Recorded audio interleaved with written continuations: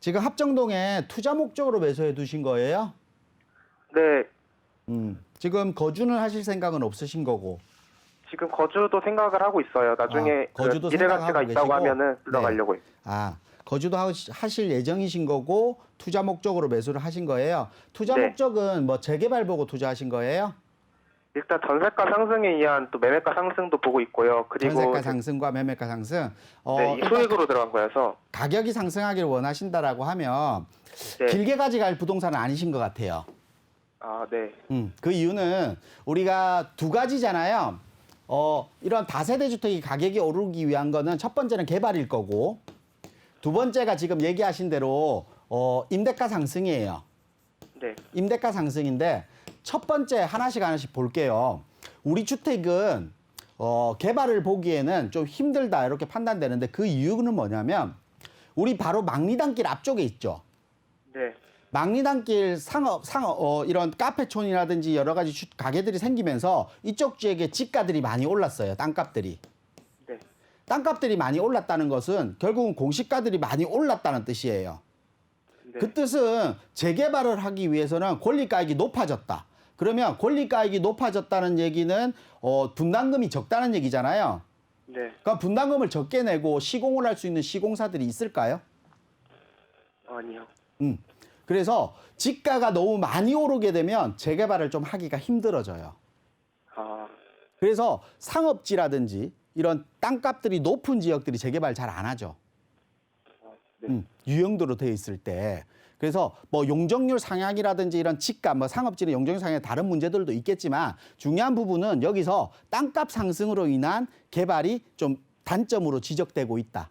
그러다 보니까 그러다 보니까 전체적으로 망원동 전체, 합정동 전체가 땅값들이 차이가 많이 나요. 막리단길 안쪽에 있는 것과 바깥쪽에 있는 거에 땅값의 차이들이 많이 납니다. 그러다 보니까 재개발들이 한꺼번에 모이기가 힘들어요. 그러다 보니까 가로주택 정비 사업들을 많이 하고 있잖아요. 합정동 지역은. 네. 그래서 이 지역은 가로주택 정비 사업으로 진행이 되면 됐지 전체적인 의견 수렴에서 재개발을 하기가 그렇게 쉽지는 않아요. 사실은. 네. 또 그리고 우리 합정동이나 망원동 지역은 한강 르네상스에서 한강변 개발에 또 장점을 안고 있었잖아요. 네. 한강변 개발인데 그러면 우리 한강이 보여야 되잖아요. 네. 그러면 이 한강변 앞쪽 지역하고 같이 개발을 해야 돼요. 우리 거랑. 지금 보유하신 주택 지역과 한강변 망원정 사거리 앞쪽 지역과 같이 개발을 해야 되는데 그 부분 또한 쉽지는 않아요. 그래서 개발이란 기대를 가지고 뭐 그게 무조건적으로 안 된다는 뜻은 아니에요. 단기간에 일어나기는 좀 힘들다는 뜻이거든요. 그렇기 네. 때문에 개발을 보고 들어가기는 적합하지는 않다. 그러면 두 번째 아까 얘기한 임대가 상승을 말씀하셨잖아요. 네. 임대가가 상승하기 위해서는 뭐예요? 직주 근접, 뭐 역세권 이런 입지에 대한 중요성을 따라야 되잖아요. 네. 근데 우리는 합정역에서 거리가 좀 멀어요. 우리 집까지. 맞죠? 네. 합정역까지 걸어서 갈 수 있는 거리긴 하지만 걸어서 가면 뭐 10분, 15분 이상 걸릴 정도로 거리가 좀 멀어요. 그리고 주변 지역에 뭐 상암동도 있고 뭐 홍대도 있고 대학가도 있고 이렇게 수요가 많은 지역인데도 불구하고 비슷한 유형의 주택들이 많다 보니까 임대가가 막 이렇게 크게 상승하지를 못해요. 지금까지 시세들을 보면. 그렇기 때문에 임대가 상승을 보려고 하면 지하철 역세권이 좀 가까워야 된다. 이렇게 판단되거든요. 그래서 지하철 거리감도 좀 멀기 때문에 실질적으로 첫 번째, 두 번째 내용들을 봤을 때는 좀 길게 가져갈 물건은 아니에요. 하지만 네. 주변 지역의 집가들이 원체 비싸기 때문에 땅값들이 비싸기 때문에 추가적으로 건물에 대한 뭐 빌라 다세대 주택은 지분을 깔고 있잖아요. 네. 그 지분에 대한 지가는 상승을 하기 때문에 어느 정도 가격은 오르겠지만 길게 가져가셔도 큰 상승을 이루기는 어려우니까 어느 정도 시점에서는 좀 매도하는 전략을 취하시는 게 맞아요. 네. 무슨 말인지 아시겠죠? 네. 그리고 아까 어머니가 사신 게 고덕에 네. 사셨다고 하셨죠? 네. 고덕 2-2구역인가 뭐 이번에 공공재개발 신청하신 그걸 사신 거예요? 네. 근데 지금 공공재개발 같은 경우는 권리 산정일이 9월 21일이잖아요. 네. 근데 지금 어머니가 사신 게 지금 아직까지 등기가 안 난 분양된 주택이에요. 그러면 네. 그러면 공공재건축이 진행됐을 때는 조합으로서 인정을 받을 수가 없는 거잖아요. 네. 근데 지금 그 부분이 있다고 하는데 그 부분의 투자 가치를 여쭤보는 건가요?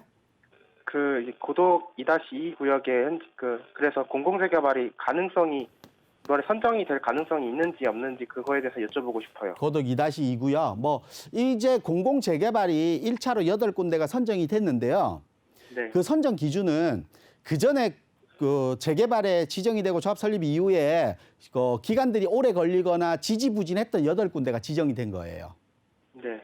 그리고 이번에 3월 달고 내년 1월 달에 나올 재개발이나 공공 재개발에 나올 물건들이 실질적으로 나와야 전체적인 LH나 SH 쪽에서 보는 상황들을 체크해야 되는데 고덕 2-2 구역 같은 경우는 당장 제가 봤을 때는 지금 뭐 된다 안 된다라고 제가 지금 말씀드릴 수 있는 부분은 아닌 것 같아요. 근데 고덕 2-2 구역은 IH에서 추천을 받아서 하는 거잖아요.